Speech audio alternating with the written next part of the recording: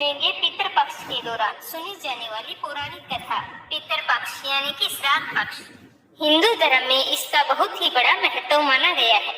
प्राचीन सनातन धर्म के अनुसार हमारे पूर्वज देवतुल्य हैं और इस धरती पर हमने उन्हीं की वजह से जीवन प्राप्त किया है और जिस प्रकार उन्होंने हमारा लालन पालन करके हमें कृतार्थ किया है तो हम उनके कर्जदार हैं। समर्पण और सम्मान की इसी भावना से श्राद्ध पक्ष बनाया गया है जो जातक को पितृ ऋण से मुक्ति दिलाता है। माना जाता है कि हम अगर श्रद्धा पूर्वक अपने पितरों का श्राद्ध करते हैं तो हमारे कुल में कोई भी दुखी नहीं रहता। पितरों की पूजा करके मनुष्य आयु, पुत्र, यश, स्वर्ग, कीर्ति, पुष्टि, बल और धन धान्य को प्राप्त करता है। ऐसी मान्यता है कि मृत्यु के देवता यमराज श्राद्ध पक्ष में जीव को मुक्त कर देते हैं ताकि वे अपने स्वजनों के यहाँ जाकर तर्पण ग्रहण कर सके। अगर इन 16 दिनों में अगर हम अपने पितरों के निमित्त श्रद्धा भाव से प्रसन्नचित मन से श्राद्ध करते हैं तो हमारे पितरों की आत्मा को शांति और तृप्ति मिलती है जिससे वे प्रसन्न होकर हमारे पूरे परिवार को आशीर्वाद देते हैं। कथा शुरू करने से पहले कमेंट बॉक्स में जय हो श्री कृष्ण भगवान की अवश्य लिखना। तो आइए आज मैं आपको सुना रही हूँ 5 कथाएं। इन कथाओं को पूरे पितृपक्ष में रोजाना नियमित रूप से श्रद्धा पूर्वक सुनना चाहिए। इन्हें सुनने से हमारे पितृ प्रसन्न होते हैं और हमारे जीवन में सुख सौभाग्य का वास होता है। तो कथा की शुरुआत करते हैं गणेश जी की कहानी से। बोलो गणेश गजानन की जय हो। एक बार गणेश जी एक छोटे से बालक के रूप में चिमटी में चावल और चम्मच में दूध लेकर निकले और वो हर किसी से कह रहे थे कि कोई मुझे खीर बना दो, कोई मुझे खीर बना दो।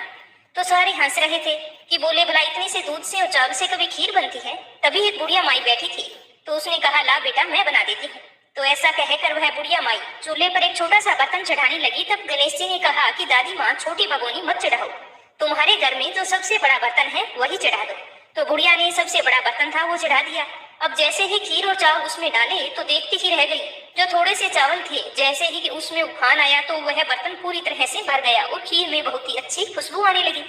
तो गणेश जी ने कहा कि दादी माँ मैं नहा कर आता हूँ, फिर आकर खीर खाऊंगा। तो खीर तो तैयार हो गई थी। खीर को देखकर बुढ़िया के पोते पोती खीर खाने के लिए रोने लगे। तो बुढ़िया माई ने कहा गणेश जी तेरे भोग लगाना। यह कहकर चूल्हे में थोड़ी सी खीर डाली और कटोरी भरकर बच्चों को दे दी।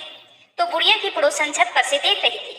तो बुढ़िया ने सोचा कि यह तो गणेश जी को चुगली कर देगी, तो उसने एक कटोरा खीर का भरा और उसको भी पकड़ा दिया। जब यह सब कुछ बुढ़िया की बहू ने देखा तो सोचा कि इस तरह से तो ये खीर खत्म हो जाएगी और मुझे तो खाने के लिए मिलेगी नहीं। तो उसने भी जल्दी से एक बड़ा सारा कटोरा खीर का भरा और खा लिया और कटोरे को चक्की के नीचे छुपा दिया। गणेश जी तो अभी आए नहीं थे तो बुढ़िया को भी भूख लगी थी तो उसने भी एक कटोरा खीर का भरा और किवाड़ के पीछे बैठकर एक बार फिर से कहने लगी कि गणेश जी आपको भोग लगे, कहकर खाना शुरू कर दिया। तभी गणेश जी आ गए। तो बुढ़िया ने गणेश जी को देखते ही कहा कि आजा रे गणेश या खीर खा ले, मैं तो तेरी ही राह देख रही थी। तो गणेश जी ने कहा कि दादी माँ मैंने तो खीर पहले ही खा ली। तो बुढ़िया ने कहा कब खाई? तो गणेश जी ने कहा जब तेरे पोता पोती ने खीर खाई तब मैंने खाई, जब तेरी पड़ोसन ने खीर खाई तब भी मैंने खाई, और जब तेरी बहू ने खीर खाई तब भी खाई, और अब जब तुम खीर खा रही है तो मेरा पेट तो पूरी तरह से भर गया है। बुढ़िया माई तूने तो मेरा नाम लेकर भोग तो लगाया, तेरी बहू ने तो वो भी नहीं लगाया। तो बुढ़िया ने कहा बेटा तेरी सारी बात सच्ची है पर मेरी बहू का नाम मत ले, वो तो सुबह से काम में लगी हुई है, उसने खीर कब खाई? तो गणेश जी ने कहा कि चक्की के नीचे देख जूठा कटोरा पड़ा है और मुझे बिना भोग लगाए ही खीर खा गई। तो बुढ़िया ने कहा बेटा बस कर, घर की बात है घर में ही रहने दे, अब मुझे बता कि बची हुई खीर का क्या करूं? तो गणेश जी ने कहा कि पूरे नगर को न्योता दे दो और भोजन करवा दो। तो बुढ़िया ने पूरी नगरी को भोजन करवा दिया। फिर भी वो बर्तन पूरा ही भरा था।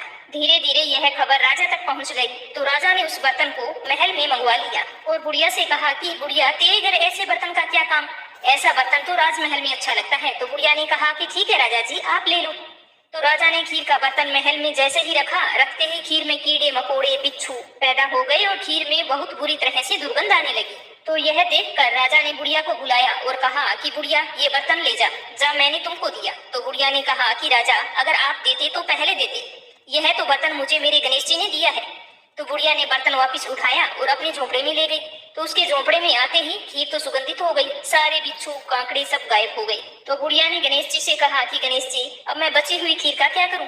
तो गणेश जी ने कहा कि झोंपड़ी के कोने में खड्डा खोद कर गाड़ दो, उसी जगह सुबह उठकर वापस खोदोगी तो धन के 2 घड़े भरे हुए तुम्हें मिलेंगे। ऐसा कहकर गणेश जी तो अंतर ध्यान हो गई और जाते समय झोंपड़ी के लात मार गई। तो लात मारते ही झोंपड़ी के स्थान पर महल खड़ा हो गया।